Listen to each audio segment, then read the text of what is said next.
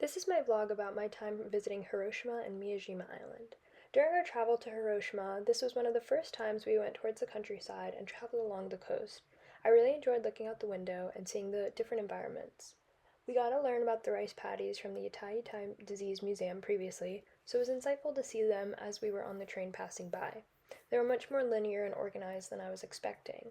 We got to see the mountains and forests as we went on, and also there were a lot of cool rural villages that had many uniform houses as we approached Hiroshima.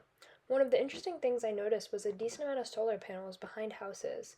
And on top of the roofs. I think solar energy is really interesting and helpful, and it was very nice to see people using them in these villages.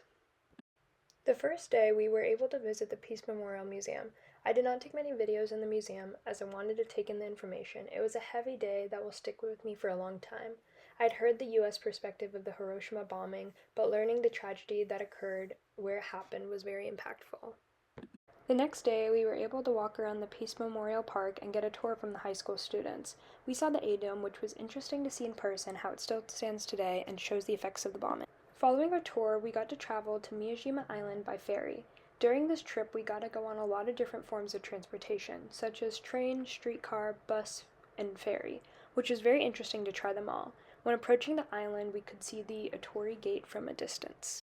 Right as we got off the ferry, we were greeted by deer throughout the park. They were surprisingly friendly and not aggressive, even as people were getting close to them. This area felt so different than anywhere else in Japan we had gone before. We went straight to the Itsukushima Shrine to walk through the various pathways of the shrine. The shrine is surrounded by mountains, forests, and the expansive ocean.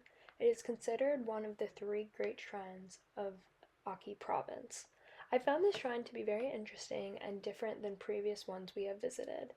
I liked how it felt like walking on a boardwalk on a pier throughout the shrine. As you walked, you could look down and see crabs and small creatures in the sand since it was low tide.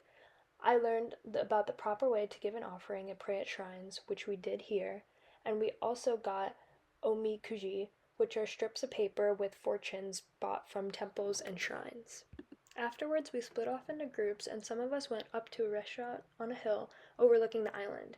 It was beautiful.